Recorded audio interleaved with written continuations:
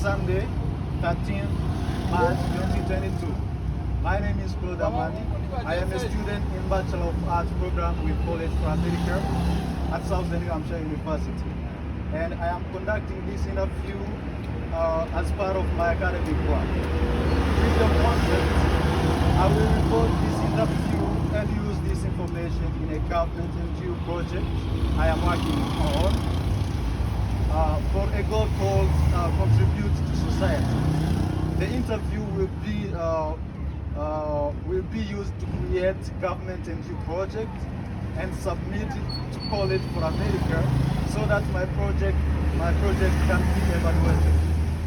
This recording will be used solely for this purpose. The interview information will be temporarily stored in the College for America online evaluation system, to which only the evaluator and College for America staff will have access. Do you have any question? No question. Do you give your consent to be interviewed and recorded? Yes, sure. I, Jonas Safari, give my informed consent to participate in this interview to be recorded and used as a part of the student. Okay, thank you very much for giving your consent for this interview. Okay. So, what are the three branches of the government? The two branches of government, I don't know. You don't know. That's okay. What does each branch mean? You don't know that. I don't really. Democrats and Republicans are the major parties. Can you name a third party? Yeah, the party is good party. Oh, thank you. So what is the basic process by which a bill becomes a law? I don't know. You don't know? I don't know. Okay, thank you very much for listening. Yeah, you are welcome. Hello. My name is Claude Amani. I am a student in the Bachelor of Arts program with College for America at Southern New Hampshire University. And I am conducting this interview as part of my academic work. With your consent, I will record this interview and the information in a project called Government NGO that I am working on for Contribute to Society goal. This interview will be used to create a government NGO project and submit it to College for America so that my project can be evaluated. This recording will be used solely for this purpose.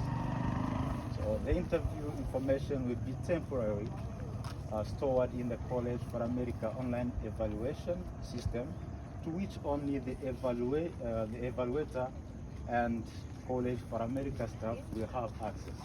Do you have any question? No. Do you give your consent to be interviewed and recorded? Yes. I, Bayambaje Muhinda Jacques, give my informed consent to participate in this interview, be recorded and used as a part of my students' academic work. Yes. So I have a question to ask you, and whenever you feel like the question you have, you feel like you have answer to that question, then you will go ahead and explain that. So I have 4 questions to ask you, and when you will be having the answer to the question, then you will go ahead and answer. So, what are the 3 branches of the government? I know that there are 3. Yes. Legislative, executive, Okay, thank you very much. So, the second question is, what does each branch do? Democrats and Republicans are the major parties. Can you name a third party? Minor party. So the last question is, what is the basic process by which a bill becomes a law? You don't know. Thank you very much.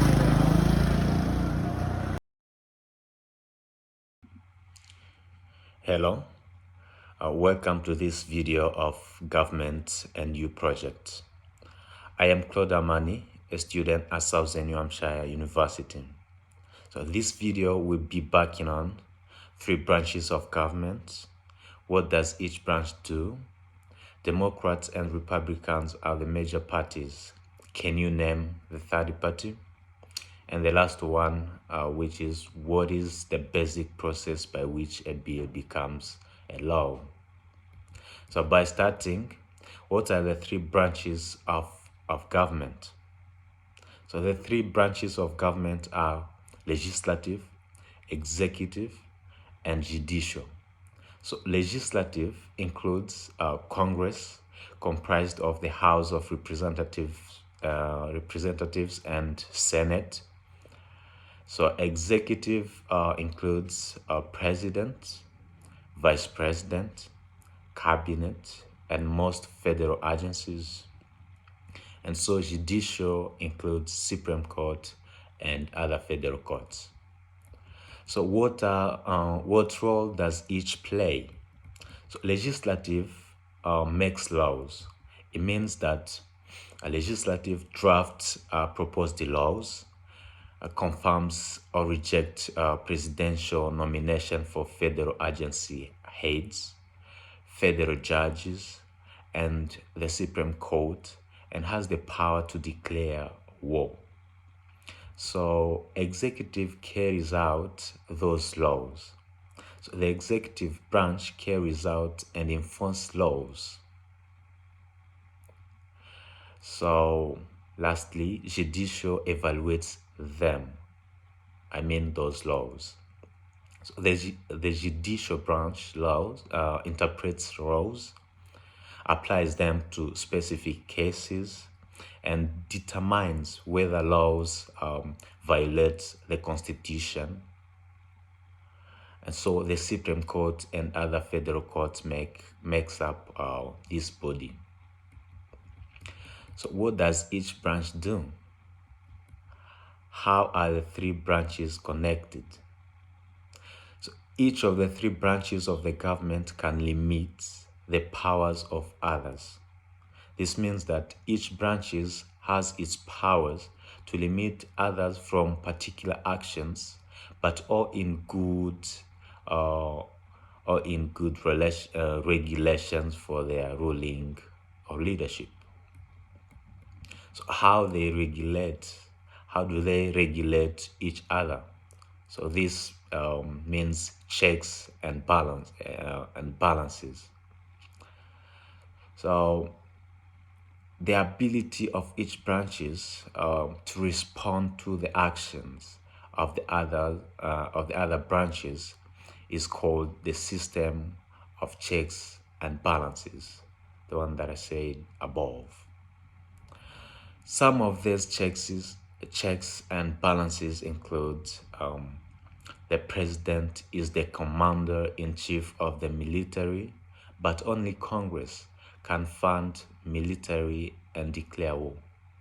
So the president nominates federal officials, which must be confirmed by the Senate. So the president is able to veto a bill passed by Congress. So if the president vetoes a bill, Congress is able to overturn that veto via a 2/3 vote of both houses of Congress. Also, the Supreme Court can declare that laws are unconstitutional. So Congress also is able to impeach members of the executive and judicial branches, including the president. So moving forward, Democrats and Republicans are the major parties. Can you name a third party? So the third party is minor party. So this was the time that the 2 parties were in rampant corruption and intense competition of ruling through addressing population issues. For instance, the Democrat-Republican Party fought for African Americans, and tariff policies and monetary policies and so on. How did the third party, how did the two-party system start? The first party started after the validation of the United States Constitution by the states in 1788 and took effect in 1789. Therefore, the Constitution was ratified by the Federalist Party, and the opponent were anti-Federalist Party or a Democrat-Republican Party. So the Democrat-Republican Party opposed to Constitution, which was being supported by Federalist Party, because it was taking Constitution as a potential threat to personal liberties. Afterwards, the Anti-Federalist Party, or Democratic Republican Party, took the leadership following the election of 1800 after the defeat of Federalist Party President John Adams in the election and the death of Alexander Hamilton, who were the greatest people, the greatest people of the Federalist Party. So, what impact do third or minor party have on national politics? So, third parties was also helping voter turnout by bringing more people to the polls.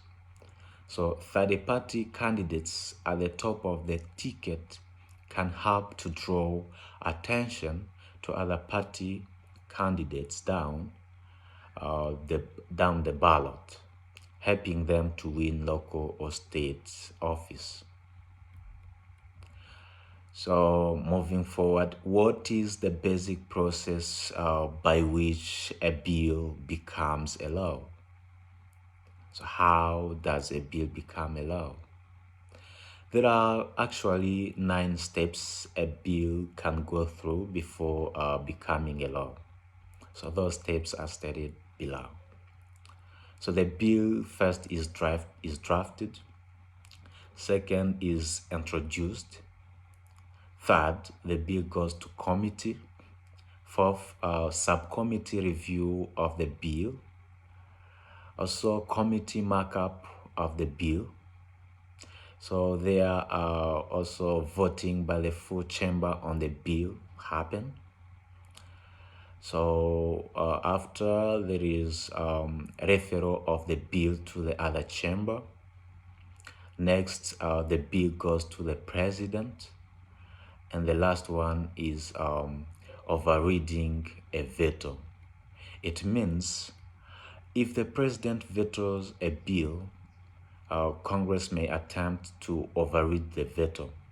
If both the Senate and the House pass the bill by a 2/3 majority, the president's veto is overruled and the bill becomes a law. So moving forward, describe the role of sponsors, committees, debate, and voting.